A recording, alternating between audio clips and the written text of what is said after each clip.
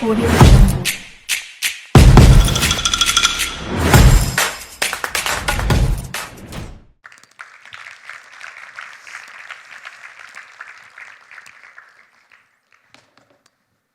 We've all heard it, be in the present, right? Sounds really simple, but living it, it's a complete different challenge. Trust me when I say that. As a cricketer, I've spent years wondering what sets the great apart from the average ones. And trust me, there is a noticeable difference. The more I played, the more I understood. It wasn't just the skill, the talent, or the technique that stood out, but it was something more simpler, but more profound, the ability to be in the now. Let me take you back to a Vijay Hazare story in 2021. We were playing against Mumbai, and Mumbai were cruising. Our captain Manish Pandey was desperately looking for a breakthrough. He came up to me and asked me what we could do. A little bit of thought with myself, and I told him, let's go with one of our mainstream bowlers. But what happened after was really shocking.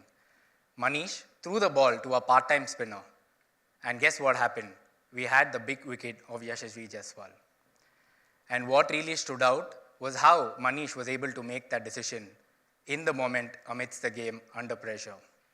The more I think of it, it was only because he was in the present moment and in the now. I've had the privilege of sharing dressing rooms with great legend cricketers. And trust me, it wasn't their batting average or their bowling speeds that stood out. It was their ability to be in the present, fully engrossed in their thoughts and their game, and just going about their business. And then there was me in the corner laughing at myself, how they were able to do it so effortlessly and consistently. Talking about legends, I've had the privilege of playing along with Rahul Dravid sir. I've shared the crease with him. When Rahul sir retired from international cricket, he came down to play a club match. Rahul sir and me were batting, and the wicket was pretty challenging. One of the bowlers got him beaten twice in the same over. In the following over of the same bowler, Rahul sir hit him for 3 consecutive boundaries. And standing at the non-striker end, I was pretty sure that he did something really different, but I just didn't know what. Obviously, being a curious cat that I am, I went up to him at the end of the over and asked him what he did differently. He simply said, I changed my guard from standing on the leg stump to the off stump. Wow, that's when I knew that this is what sets the legends apart from the average ones. I did get to have a chat with him once the game was done. So I asked him how he did all of this so effortlessly and consistently for over a period of time. He said, mindfulness is a practice. It's a choice that we make. Just the way that you practice your skill and technique, this is something you practice off the field too. It just doesn't come on the field. You make it a habit, you make it a ritual, and then it shows on the ground. He also said, fewer the thoughts, lesser the noise. Lesser the noise in your head, the more clarity that you have to think and trust your inner voice. Now, being a wicket keeper, it's very, very important for us to stay in the present moment.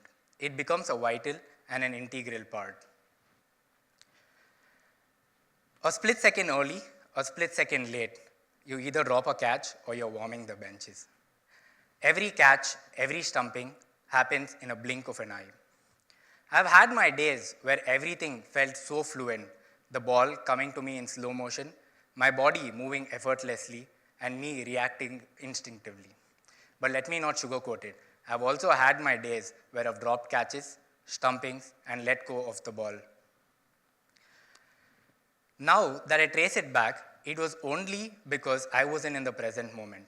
I was either replaying a mistake of the past in my head, or I was anxious about what was to come. The most memorable moment for me of not being in the present moment happened to me in a recently concluded Ranji Trophy game. I had gotten out early against Baroda, and my mind was really disappointed and playing the mistake in my head over and over again. The thoughts were really eating me up. It was my turn to keep. And guess what happened? The batsman edged the ball straight into my glove and straight out. I dropped a sitter. Reflecting back upon why this happened, it just shows that I wasn't in the present moment. My mind was engrossed in the moment of me getting out, and I was just replaying the disappointment over and over again. Just like that, the catch and the game slipped away from our hands. So it wasn't just on the field that being mindful made a difference, but it was off the field as well. So I decided to go on a digital detox for almost a year. No social media, no phones, no distraction. It was really hard. Trust me, it was really challenging. But believe me, I had a lot of time for myself. The time that I had for myself felt really magical and surreal.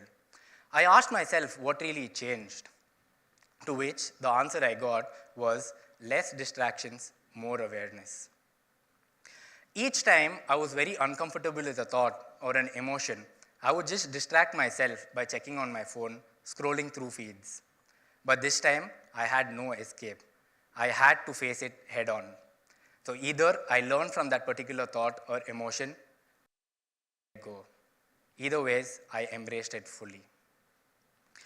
I want to share another experience. This is from a local T20 tournament. It's called the Maharaja Premier League back home. I was unsold in the auctions, and I was called to play at the big stage, the semi-finals and the finals of the tournament. For sure, there was pressure. I was nervous. Even more because this time I wasn't donning the gloves, but I was playing as a batsman fielder, something that I haven't done in my career, like for the most part of it. Our coach, RX Muralidhar, called me aside one day before the game and told me, "You've done all the hard work, you've done everything that it takes for you to be here. Now just let the mind do its thing. Be in the present moment and respond to what's happening. And remember, when pressure hits, smile." I think life has a very funny way of testing. I was fielding on the boundary line.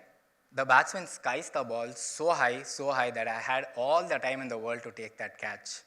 And trust me, I had 100 thoughts run in my head. But guess what? I could just pull myself back into the present moment by only focusing on the breath. Not only did I take the catch and help our team win, but I also got awarded the catch of the match in the finals. I was just super proud of myself for being able to do that. Now, speaking of breath, I attended a 10-day Vipassana course. The course was game-changing. Trust me when I say that. It was a roller coaster ride of thoughts and emotions. Something that I really learned in that course was the breath is the only thing that is in our control. And ever since, I've been using the breath as much as I can as a tool to bring myself back to the present moment. What's crazier is amidst the course is when I also found myself an HR job. Currently, I work as an HR BP at a corporate firm. So on one of the days, I was feeling really emotional and I was actually struggling. So one of the Vipassana members attended to me, who's currently also my CEO. Of course, during the course, I wasn't allowed to talk to him, but once the course was done, I did have a brief chat with him. What a coincidence. Who knew that the organization was looking for somebody to help people with their health initiatives? Literally, I walked through that opportunity. Now that I think about it, if I was not in the moment during the course, I wouldn't have felt what I really felt. And if I wouldn't have felt what I really felt, I wouldn't have been able to express. And now that I would not have that job. Here's what my fitness trainer told me once. Everybody goes to the gym, everybody works out. But have you ever done that mindfully, feeling each repetition, each movement of your body? At first, it sounded really crazy. Like working out in itself is so hard, and now he wants me to feel the pain that I'm going through. But trust me, that again was a game changer. Once I started doing that, I just felt a complete different sync from my head to toe. My body responded really differently. It was almost like I could talk and converse with my body.